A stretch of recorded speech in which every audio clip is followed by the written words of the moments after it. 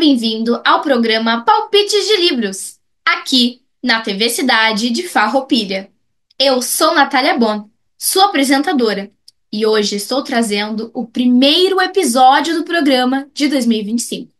E vamos começar com alguns contos de Edgar Allan Poe. Então você está preparado para falar sobre essas histórias diversas que vão ser comentadas hoje?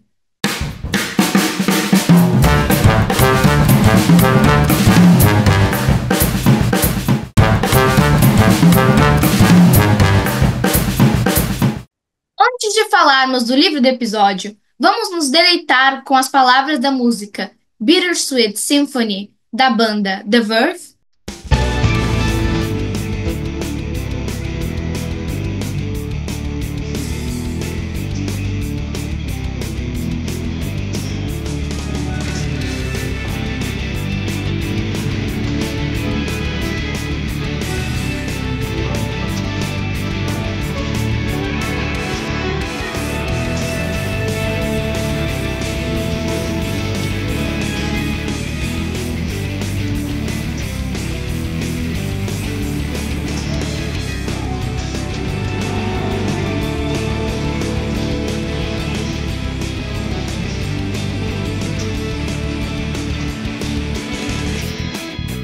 Agora que você já ouviu a música, já sentiu os sentimentos que ela traz, mesmo que só pela batida, pelo tom que ela é cantada, eu vou trazer a tradução aqui. Porque é uma sinfonia agridoce, essa vida. Tentando se manter, você é um escravo do dinheiro, então você morre. E eu vou te levar para a única estrada em que eu já estive. Você sabe, aquela que te leva aos lugares onde todas as veias se encontram, sim. Sem mudanças, posso mudar, posso mudar, posso mudar. Mas estou aqui no meu molde. Estou aqui no meu molde. Mas eu sou 1 milhão de pessoas diferentes de um dia para o outro. Não consigo mudar meu molde. Não, não, não, não, não. Você já esteve lá embaixo alguma vez? Então, sobre o que que fala essa música? Tá no próprio nome, né? Sinfonia Agridoce. Que a vida, ela é doce e salgada ao mesmo tempo. Ela é boa e ruim ao mesmo tempo. Então a vida não é uma coisa só, né? Não dá pra determinar. A vida é só isso, a vida é só aquilo. Não, é uma mistura de sensações, uma mistura de coisas, porque nós vivemos de momentos. Momentos bons, momentos ruins e momentos que a gente não sabe às vezes determinar nem mesmo o que são. Só são. E aqui nesse trecho fala: ah, eu posso mudar, mas eu tô aqui no meu molde. Eu posso ser uma pessoa diferente, mas no fim, eu ainda sou aquela pessoa que eu era antes. Eu posso mudar minhas atitudes, mas não quer dizer que necessariamente eu mude como eu sou. E não necessariamente isso seja algo ruim, não necessariamente no sentido de, ah, eu cometi coisas erradas e eu não faço mais elas, mas eu sou a mesma pessoa ainda. Não é nesse sentido, mas no sentido de eu posso mudar algumas coisas, eu posso me encaixar naquelas situações, mas não necessariamente eu vou mudar quem eu sou por dentro. E na totalidade, essa música é muito bonita, eu adoro essa música. E também traz aqui que eu vou te levar para a única estrada em que eu já estive. Então eu vou te mostrar somente o caminho que eu conheço. Eu vou te mostrar a vida que eu conheço, eu vou te mostrar a perspectiva que eu conheço. E aí fala que é aquela que te leva aos lugares onde todas as veias se encontram. Então, o que que é a minha interpretação a respeito desse trecho? Eu vou te mostrar a minha verdade, eu vou te mostrar o caminho que é levado pelas veias, então seria o coração, né? Então eu vou te mostrar o meu coração, eu vou te mostrar a minha verdade. Então, quando a gente convive com outras pessoas, a gente só consegue mostrar de fato aquilo que a gente entende. Quando a gente fala de experiências de trocas.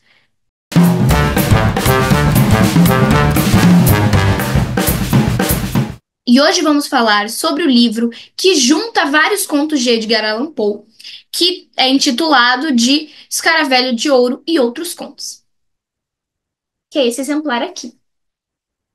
E antes de falar de fato da história sobre este livro, eu acho de extrema importância falar sobre a história desta unidade deste livro, desta em si, que está aqui nas minhas mãos, que está em minhas mãos. Por quê? Eu já havia tido contato com outros contos de Poe. O Corvo, O Gato Preto, e eu tinha achado muito bom. Achado esses textos muito bem escritos, muito bem elaborados, muito bem ambientados e simplesmente geniais. E é uma atmosfera também que o Paul coloca, né, do sombrio e do crível ao mesmo tempo. Então é algo que eu gostei bastante e fiquei muito interessada em conhecer mais. Então eu queria muito ler outros contos dele, mas eu ainda não havia tido a oportunidade de lê-los, assim, em maior quantidade, num livro.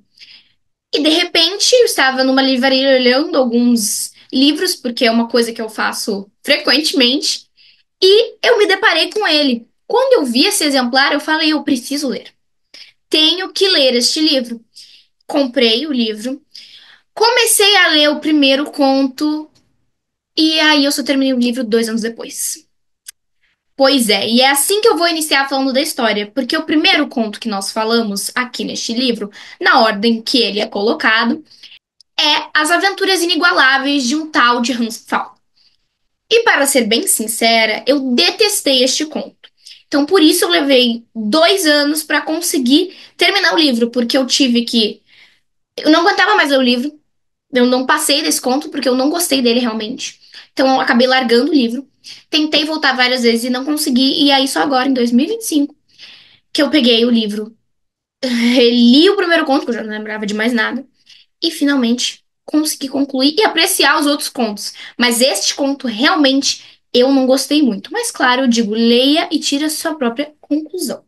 Mas sobre o que que ele fala? Ele começa falando sobre um fenômeno que está acontecendo, está chegando um balão numa cidade pacata. E relacionado ao balão, surge o nome desse Hans Pfaall. E conta a história dele, como ele fugiu, fingiu que morreu. E a cidade inteira acredita que esse homem não existe mais. Mas essa não é a verdade, que é o que a gente descobre por meio da carta que ele envia por meio do balão. E conta toda a história do que realmente aconteceu com ele, que ele enganou as pessoas que ele estava devendo dinheiro e assim conseguiu construir um balão. E aí, subindo no balão, ele já havia feito adaptações e conseguiu chegar até a Lua. Nossa, mas é isso então? E aí a história conta ele na Lua? Não! Isso é um grande resumo do conto, porque grande parte do conto é falando sobre essa jornada até a Lua, dentro de um balão, e umas especificidades técnicas muito grandes, e cálculos e a ciência que hoje em dia já nem faz mais sentido porque é uma ciência desatualizada e crenças que não tinham embasamento ou tinham pouco embasamento na época e coisas que o próprio Paul inventou. Então, assim, pessoalmente eu não gostei desse primeiro porque ele é muito técnico, ele é muito cheio de coisinhas explicadas demais e demais e demais que pra mim não dá. Mas a proposta é interessante. A ideia de, um homem foi com um balão até a Lua, mandou a carta, a história da carta ser uma parte da narrativa, ser uma parte da narração e ao mesmo tempo não é parte da narração, assim, até difícil de explicar, porque tá sendo narrado em terceira pessoa, daqui a pouco é a carta dele narrando de como aconteceu em primeira pessoa e depois volta a ser em terceira pessoa. Então isso é muito interessante, essa proposta é muito bem feita, bem elaborada, mas o resto, assim, pessoalmente, não me agrada. No total, são 7 contos, então depois desse vem outros. Porém, eu não vou me atentar a todos esses contos, porque senão vai dar muito o que falar e a gente quer se ater mais aos principais. Então, eu vou falar agora do Escaravelho de Ouro, que é justamente o que dá o primeiro nome a este exemplar que está sendo falado hoje. Então, sobre o que que fala este maravilhoso conto? Porque esse, pessoalmente, eu adorei. Depois que eu passei daquele que estava me travando do livro, aí foi mil maravilhas. O Escaravelho de Ouro tem como personagens principais um narrador que não é identificado, que é em primeira pessoa, ele é que conta a história, mas ele não é identificado. Legrand, que é o amigo desse homem, e Júpiter, que é o servo, o escravo dele. O Legrand, ele gostava de explorar muitas coisas, de passear por muitos lugares, e numa dessas viagens, ele acaba encontrando um escaravelho dourado, que parecia realmente ser feito de ouro. E aí ele acaba encostando nesse escaravelho, o escaravelho morde ele. E aí o tempo vai passando, e o amigo dele, esse que narra o conto, vai encontrar ele. Quando ele encontra esse amigo dele, ele fala do escaravelho de ouro que eles encontraram, que foi algo muito curioso, e ele vai fazer um desenho desse escaravelho para mostrar pro amigo dele. Quando ele faz este desenho para este narrador e amigo dele, ele fala: Peraí, mas isso não é um escaravelho, isso é uma caveira. E o desenhista que fez o desenho fala: Não, isso é um escaravelho, não é uma caveira, não é uma outra coisa. Eu sei exatamente o que eu desenhei. E eles brigam por causa disso, ele fica bravo que o desenho dele estava sendo reconhecido de outra forma. E, inclusive, isso é um ponto muito importante lá pro final da narrativa, esse desenho. Só que esse narrador não pôde ver o escaravelho, só viu o desenho porque o escaravelho não estava lá. Depois de um tempo, ele recebe uma visita do Júpiter, que vai atrás dele dizendo que o patrão dele enlouqueceu. Depois de ter encontrado aquele escaravelho, ter sido mordido por ele ficou maluco atrás de tesouro, falando que esse escaravelho era o caminho para um tesouro, que ele ia encontrar, e começando a tratar ele mal, mal, mal, mal, assim, sendo muito raivoso e coisas muito esquisitas de um jeito que ele não era. Então, né, ele foi atrás desse amigo dele. Ele fala: Tudo bem, eu vou ajudar. Vou lá. E aí ele acha estranho, ele não de cara acha que realmente é um escaravelho amaldiçoado, porque ele não acredita muito nessa ideia, assim, de algo sobrenatural ter caído sobre ele. Então, ele conversa com esse amigo dele, o Legrand, e ele fala: Olha, o que que tá acontecendo? Por que que tu tá assim? O Júpiter me falou que tu não tá normal. E ele explica: Não, a gente vai achar um tesouro. Eu tenho como chegar até um tesouro. Esse escaravelho me ajudou por outros meios, mas me ajudou. E eu sei onde está esse tesouro. E aí o amigo dele fica incrédulo. Ele fala: Não, onde que ele achou? Sabe onde é que tá um tesouro? Graças ao escaravelho. O que que tem a ver uma coisa com a outra? Mas ele vai. Depois de muitas tentativas, ele vai. Eles sobem uma montanha. Eles enfrentam dificuldades no caminho. Enfrentam dificuldades para conseguir chegar até o tesouro. Mas eles, de fato, conseguem aquele tesouro. E aí que é a parte mais. Ué, como assim? O que que tá acontecendo? Esse escaravelho realmente é amaldiçoado? E quando depois o Legrand vai explicar pra ele sobre isso, é que, meu Deus, a história. Tudo faz sentido. Porque, não, ele não tava amaldiçoado pelo escaravelho. Não era o escaravelho do mal. Não tinha nada disso. Simplesmente, quando eles encontraram o escaravelho, eles haviam pego um papel que estava ali para segurar o escaravelho e eles não tinham se dado conta que era um papel de fato. E ele acabou se misturando com outras coisas na bagagem dele. E aí, depois, quando ele foi fazer o desenho do escaravelho para mostrar para amigo dele, ele pegou esse papel. Só que do outro lado do papel tinha uma caveira que não estava visível porque tinha tinta invisível naquela caveira. O desenho foi feito com tinta invisível. E aí, eles estavam numa região, num espaço ali quente, foi perto da lareira, e essa tinta invisível, ela apareceu por causa do calor. E aí começou toda essa história. Tinha caveira, tinha códigos, tinha um monte de coisa que eu não vou explicar aqui, porque isso tem graça se tu for ler, mas que é muito bem elaborado, é um conto muito bem elaborado. São pontos em que tu fica: Meu Deus do céu, como assim? Tem toda a explicação do código que foi enviado e de como ele chegou às conclusões. É muito interessante, vale muito a pena ler. E, claro, mostra a genialidade do Poe, porque ele é um cara que realmente, assim, ele sabia escrever, ele sabia colocar as ideias dele e ele tinha ideias muito boas. E agora falando de dois contos que estão extremamente interligados, porque eles são basicamente uma continuação do outro, que é Os Assassinatos da Rua Morgue e O Mistério de Marie Roget. Esses dois contos, eles são como se fossem artigos publicados pelo narrador. Não é, claro, foi pouco que escreveu, mas é como se fosse, como se esse narrador tivesse contando a história para o público, como se aquilo fosse de verdade, como se realmente tudo aquilo tivesse realmente acontecido. Então, junto com esse narrador, tem também um outro homem que é muito. Ele gosta muito de investigar, que é o Dupin. Esses dois, então, nesses dois contos, eles acabam se deparando com casos criminais e investigando vários e vários e vários e vários e vários detalhes. Então, ambos os contos, eles não são necessariamente sobre os crimes em si, sobre, de fato, tá, que o crime foi isso que aconteceu. São as percepções deles, como eles vão desvendando os casos, como o caso vai se desdobrando a partir das pistas que eles percebem, e também fala um pouco sobre a percepção deles a respeito do tratamento da mídia em cima de casos e do tratamento da polícia em cima dos casos. Claro, tudo isso sobre a lente dos anos 1800, né?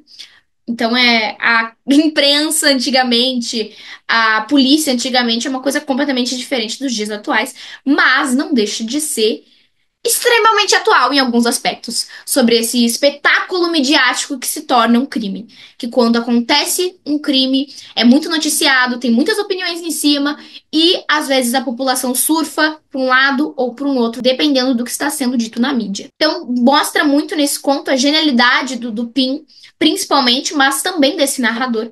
E uma questão que é muito interessante nestes dois casos específicos aqui é que os contos eles são quase como opostos. Por quê? O primeiro conto é um crime absurdo. É algo que, como assim isso aconteceu? Duas mulheres que viviam numa casa, mãe e filha, elas não saíam muito, não se relacionavam com ninguém, não tinham inimigos, não tinham motivos para alguém querer matar elas, e elas simplesmente apareceram mortas na casa delas de uma forma muito brutal e que não tinha explicação nenhuma. Zero explicações. Não tinha como terem saído pela porta, porque pessoas já ouviram os gritos na hora que aconteceu e foram ver dentro da casa. Então não tinha como a pessoa ter fugido pelas escadas, porque só tinha uma entrada. Não tinha como ter fugido pela janela, porque as janelas estavam presas com pregos. Não tinha como ter saído pela chaminé, porque uma das mulheres estava presa na chaminé. Então, como aquele crime foi feito? Como que ele aconteceu? E aí se traz isso. É um crime bizarro, e os pequenos detalhes são deixados de lado. Enquanto isso, o outro caso é uma jovem que era muito bonita, muito requisitada pelas pessoas, justamente pela sua beleza, delicadeza, e que possivelmente tinha um amante que poderia querer ficar com ela a todo custo. E de repente ela aparece jogada no Rio Sena, amarrada de todas as formas mais esquisitas possíveis, e foi também assassinada. Mas o caso dela é um pouco mais comum, o tipo de violência, o tipo de situação. E aí, olha-se somente para os pequenos detalhes. Tá, mas qual é a motivação disso? Tá, mas como que isso aconteceu? Tá, mas isso, mas aquilo outro. Mas e ela devia ter flutuado ou ela não devia ter flutuado? E pequenos detalhes. Mas a parte mais importante, o grande, o grosso, não é olhado. E isso que opõe nos dois. Porque, inclusive, eles fazem referências dentro do próprio texto. Que um era o grandioso caso e se olhava pra tudo grande e falava: Meu Deus, não tem como resolver porque ele é muito complexo. E esquecia dos pequenos detalhes. Enquanto o outro era um caso simples e se olhava, olha só aqui, meticulosamente: Olha isso, olha esse pequeno detalhe, olha esse pequeno detalhe, olha esse pequeno detalhe. E não se olhava pro todo pra entender. Porque no final, esse da Marie Roger era muito simples de ser resolvido. Porque, em suma, ela havia sido morta por um de seus amantes. E a resolução no final acaba se mostrando muito simples, realmente. Enquanto os assassinatos da Rua Morgue é algo inimaginável, assim, eu vou trazer aqui o que que foi, mas é um que eu digo ler, porque vai fazendo sentido aos poucos. Mas esse assassinato brutal, que não tinha explicação nenhuma, na verdade foi realizado por uma espécie de orangotango selvagem que havia fugido de seu dono. E o macaco era tão, mas tão ágil, que ele saiu da janela e tudo mais, a janela se fechou e ele não foi percebido. Porque, na verdade, aquela janela não estava realmente pregada. Era uma tranca falsa. Então, o macaco saiu, a janela acabou fechando. E tá bom, parecia que estava pregado, mas o prego saía, a janela abria sem precisar. E foi o macaco. Pois é. Mas leiam esses dois, porque os dois são muito bons, principalmente os assassinatos da Rua Morgue. E o último conto é O Retrato Oval. Sobre o que que fala este conto? Tem um narrador que estava, de certa forma, perdido, encontra o castelo e vai para lá com seu servo para ficar enquanto eles ainda estão se arrumando, porque já era de noite, eles precisavam de um abrigo. Aí eles vão para aquele castelo e no quarto que esse narrador fica, tinha um retrato oval estranhamente vivo. E era realmente muito esquisito, porque parecia que tinha uma pessoa naquele retrato. E aí ele fica assim muito curioso para entender por que que tinha aquele sentimento vindo relacionado ao quadro, e ele acaba encontrando um livro que conta a história daquele quadro. Aquela moça que tinha sido pintada, ela se casou com um pintor. Ela amava muito ele e ele amava muito ela. E eles se casaram, tiveram um casamento bonito e foram morar naquele castelo. Só que aquele pintor, ele gostava tanto do trabalho dele de pintar que ele acabava negligenciando o casamento dele. Então ele acabava focando mais nas pinturas, pintando mais do que amando a amada dele. E aí ele decide o quê? Transformá-la em objeto de arte. Ele decide que ele vai pintar ela. Então ele pinta por semanas e semanas, ela, com ela sentada na frente, claro. Provavelmente havia pausas, mas né, ela está sentada ali na frente dele, ele pintando durante muito e muito e muito tempo. E quando ele finaliza a pintura, ele fala: Meu Deus, essa pintura tá viva. Parece ela mesma aqui. E a amada dele havia morrido. A amada dele estava na frente dele e ela havia morrido. De certa forma, pode-se entender que ele negligenciou tanto ela que ela acabou morrendo. Pode-se entender também que é como se a alma dela tivesse sido levada para aquele quadro. Enfim, várias análises que podem ser feitas. Mas o que eu entendi muito quando eu li foi uma crítica sobre a gente, às vezes, querer tanto apreciar as coisas que a gente acaba não apreciando elas de fato. Então ele queria tanto eternizar a beleza dela que ele acabou não apreciando a beleza dela enquanto ela existia. Acabou não amando a mulher dele enquanto ela existia, enquanto ela estava viva. Então acho que tem muito a ver com uma questão da autoridade que é muito discutida, que é sobre viver o mundo pelas telas, que vai ser um show e ao invés de se assistir realmente o show e viver aquele show, fica o show inteiro gravando para ter aquilo registrado. Mas no final, às vezes o vídeo nem fica bom e nem tem um registro ali de fato daquilo. E não se vive também aquele show na hora que ele tá acontecendo. Então não tem nenhuma coisa nem outra. Então, por exemplo, nesse caso, ele fez uma linda pintura, mas no final ele perdeu a mulher. Então é como se, ok, ele realmente conseguiu capturar ela ali naquela pintura, mas ela de verdade já não existia mais. Então, esse é um resumo de algum desses contos que estão presentes, mas em sua totalidade, o livro é muito interessante, com algumas pequenas ressalvas, como eu tinha feito do primeiro conto, mas isso é uma opinião pessoal. Eu acho que cada um deve ler e tirar suas próprias conclusões, porque é realmente um livro muito bom e contos muito bons. Então, cada um deve ler, tirar suas próprias conclusões e aproveitar essa leitura do jeito que deve ser aproveitada. Virando as páginas do nosso episódio, chegamos ao fim da edição de hoje. Mas calma, é de hoje. Agora em 2025 temos mais episódios para vir. Então nos siga nas redes sociais que estão aparecendo aí na tela para você ficar por dentro de tudo que vai acontecer relacionado ao palpite de livros. Te vejo na próxima edição aqui na TV Cidade de Farroupilha. Tchau!